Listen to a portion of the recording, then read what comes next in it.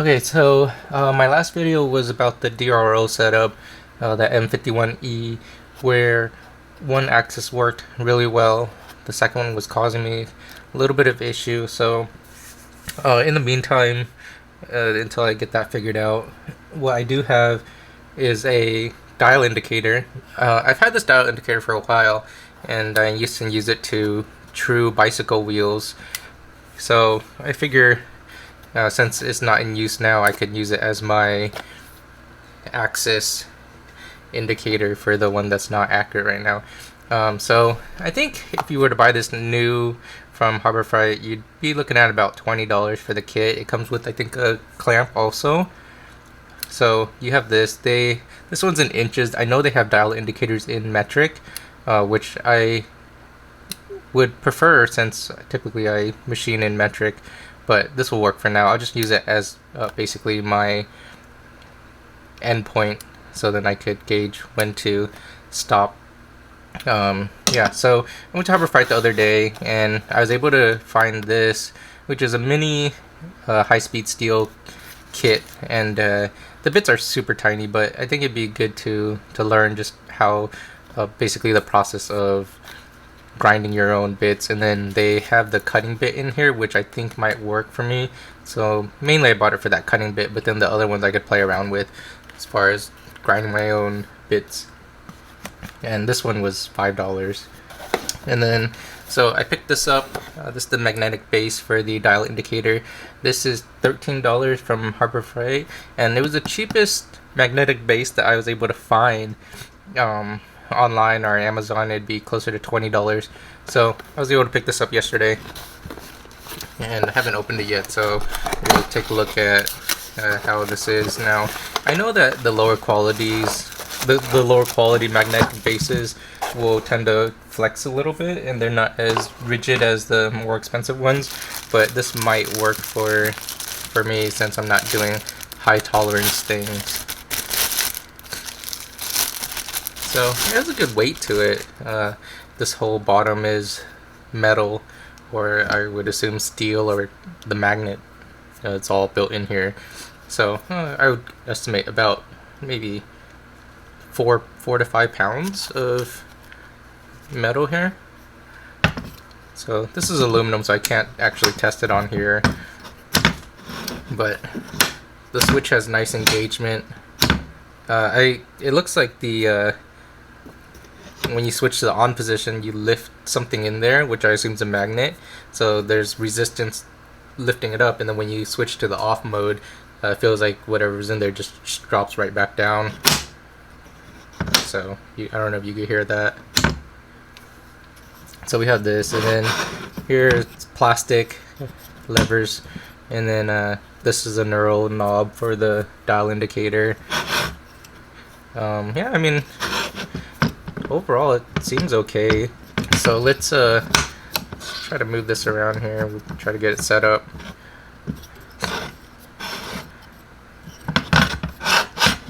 So it looks like once you loosen this knob, you could adjust the angle also and the height. Then once you tighten it, it's all secured. Same with this one.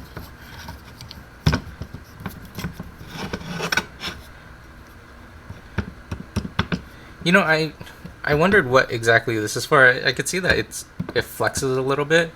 So I don't know, maybe someone knows exactly what the purpose of this is. Leave it in the comments. But it looks like you could adjust the position of it also with this knob. It's this is for fine tuning. There you go. So that's pretty cool. So yeah, so here's the dial indicator, here's the back, the way that's mounted, and then it should just drop right into here.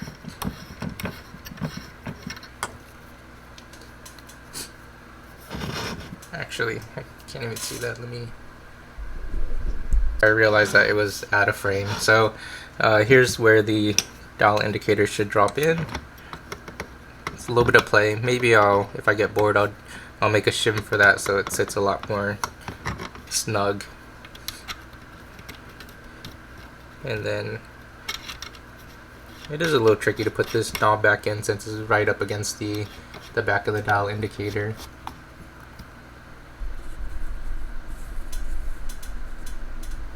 Right here.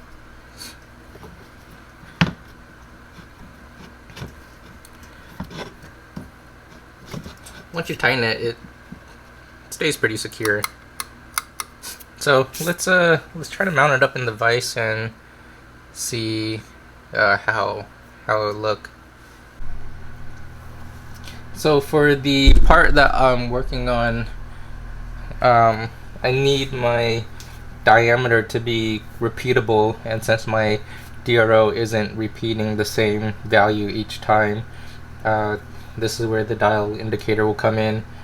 Since I have my cross slide at a 30-degree angle, I'll probably put this dial indicator onto the back of my tool post. Putting on the cross slide down here, or the carriage, I won't have enough space due to the backing of the lathe.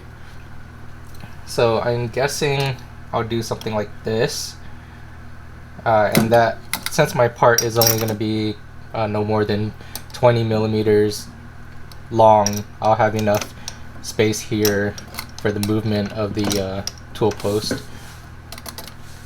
So now I guess where we're starting is how to mount this magnet without it being in the way of everything else. So I'm thinking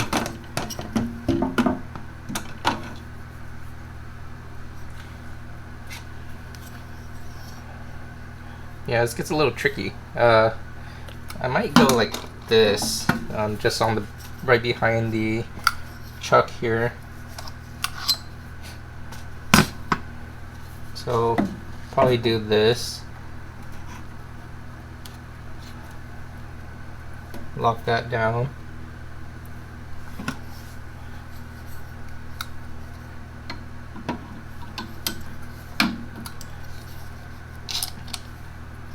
Then I'll get this arm in here.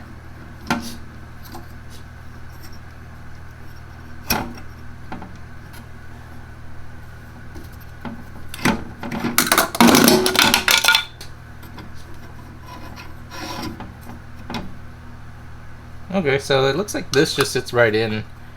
There's no real way to secure it, which is kind of interesting. Actually, I think once you tighten it, it will squeeze this down.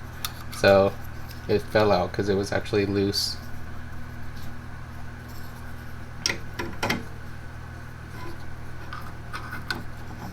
So maybe I'll have it upside down like this. Actually, I want to be able to read it, so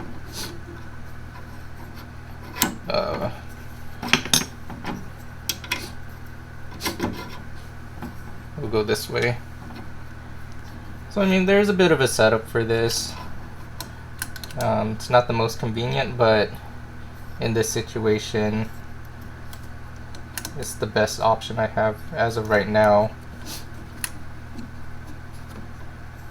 And I would assume you want this as straight as possible onto the part, just so you get the most accurate reading rather than at an angle.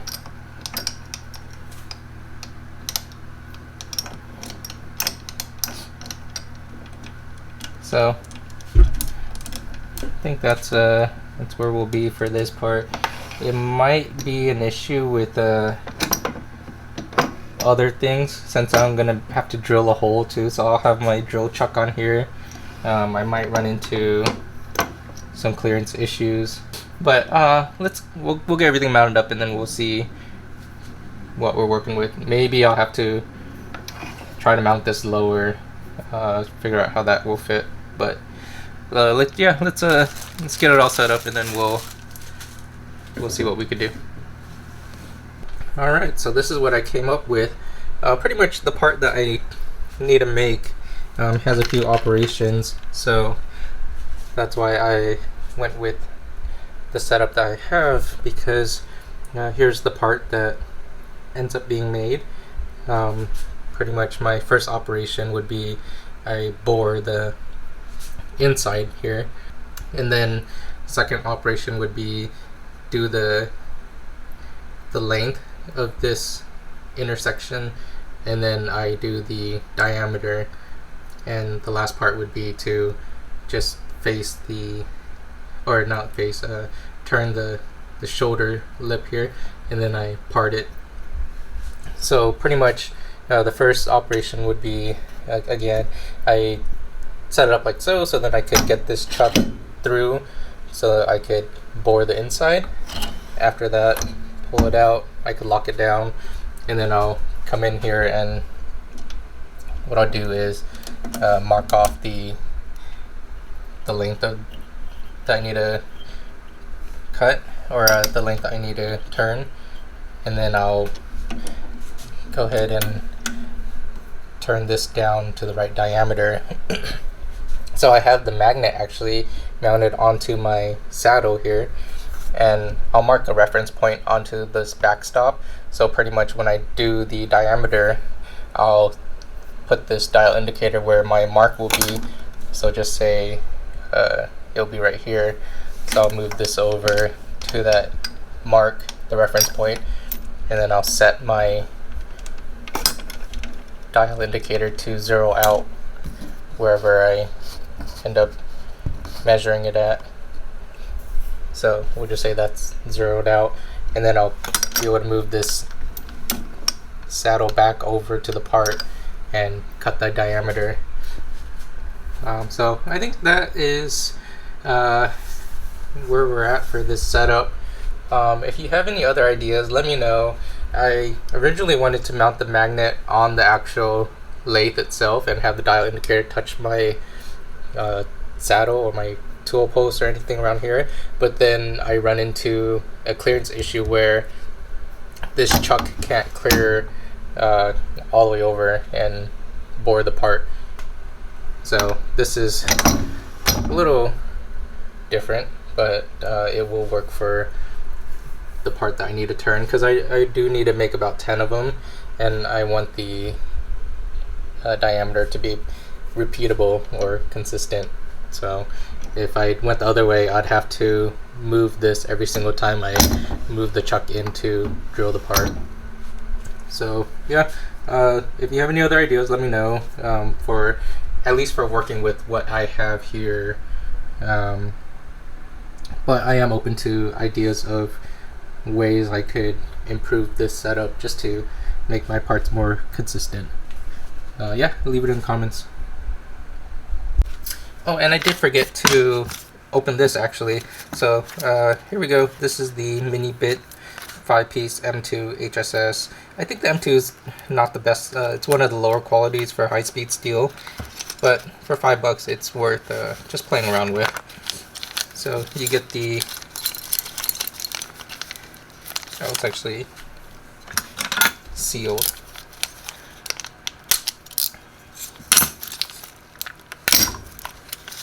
So in here you will have the parting tool. It's 1/16 by half by 4.5 length, and then you have this bit, which I assume will be your cutting tool, a super tiny version of it. Another one here. They do have a bit of an angle already, so I don't know if these are usable as is. I assume you might be able to get a couple cuts off, but you will have to shape up yourself. And then you have this one, which I don't know, boring bar, is that what it is? If you guys know, leave it in the comments. This is number 1, 2, 3, 4, and then 5. Yeah, so this is it. And then I do have the quick change holder for the parting tool. It looks like the 1/2 inch might be a little too small, but it's a little short. But we'll mount it up anyways, and we'll give it a try at some point and see how it works. I assume it might be okay. Worst case, it'll cause a bunch of chattering. and we'll just chalk it up as a loss. But I mean, I think it's okay, at least with this holder, because then when this comes down, it kind of sandwiches it anyways. So hopefully it works, and hopefully that means we now have a high-speed steel parting tool for, or parting bit at least, that was $5 or less, depending on if we end up using these other pieces for anything. But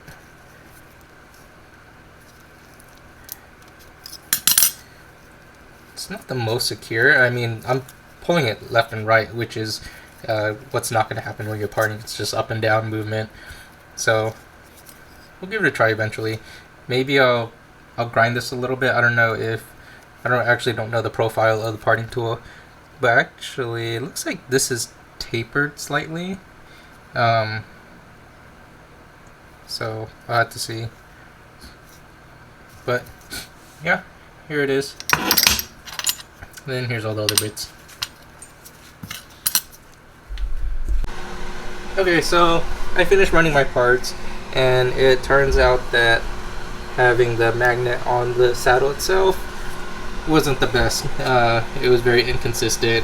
When I was trying to zero out the dial, every time I touched it, it would change position. So what I did was I ended up just mounting it here on the base, and then I had my dial touch the cross slide here, and basically what I was doing was I would have this partially off from the part, so then every time I would turn down the part, I would come back over here, and when I'm ready for my final pass, I'll just move it right over there until it pushes the dial indicator, and then you could see that it's zeroed out here.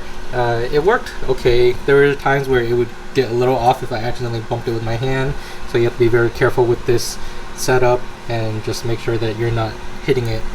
And then with my DRO, I was testing it, and it seems like I don't know if it got any better, but it seems like my DRO is accurate right now. So you can see it's zeroed out here. This is zeroed out. So I'll just move the saddle over a little bit, and then I'll run my cross slide all the way back and then forward. I'll just do this a couple times just to get the numbers here to change. And from what I saw is when I do turn this back to 0 here, there you go, there's 0, and then I came over here to my dial indicator, it would end up at 0 again. So seems like the DRO is okay. I don't know why when I was turning some parts, once I did the diameter, it'd be so inconsistent. Sometimes it'd be off by 0.05 or 0.1, so I'd have to reset the DRO every time, and then I'd have to keep measuring the part. But it seems okay for now, so we'll run it a little bit more when we have more time, and then we'll see if the DRO stays consistent like that. So yeah, here's the setup. Here's the parts I did.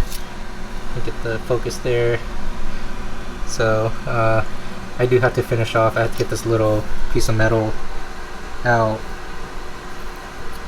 But I have my parting bit a little bit cocked to where the part, or my round bar here, will be fresh and straight, so then I can run the next part, and then I'll have to come back and take this off. I don't know if you guys have any suggestions.